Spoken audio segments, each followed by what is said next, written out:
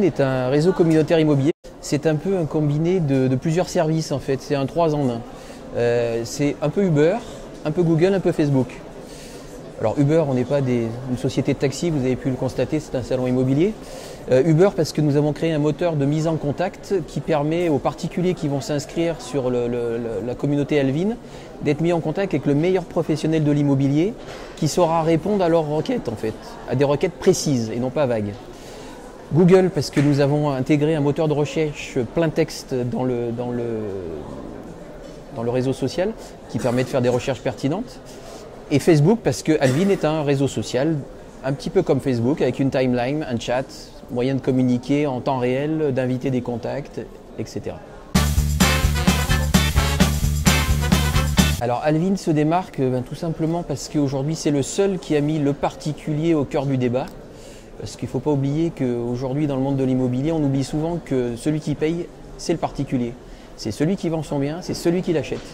Et souvent, en fait, on retrouve des réseaux professionnels, entre professionnels. Mais aujourd'hui, je pense que c'est un échec parce que tant qu'on n'a pas le payeur au milieu, ça ne peut pas marcher.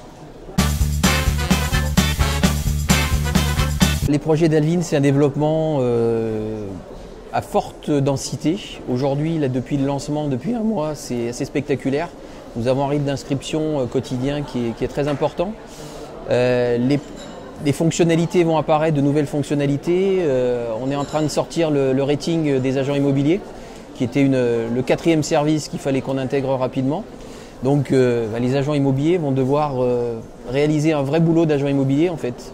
Parce que le problème aujourd'hui en France, c'est que tous les agents ont une extrême mauvaise image, parce que parfois ils suivent mal les clients. Il y en a des très bons, attention, la majorité est très compétente. Mais ils ont une mauvaise image par rapport aux commissions, par rapport au suivi. Et donc, les particuliers qui vont travailler avec tel ou tel agent immobilier vont pouvoir laisser des commentaires, comme sur Google, avec un rating, des étoiles, des commentaires qui seront quand même évidemment contrôlés, parce qu'on ne peut pas écrire n'importe quoi sur Internet.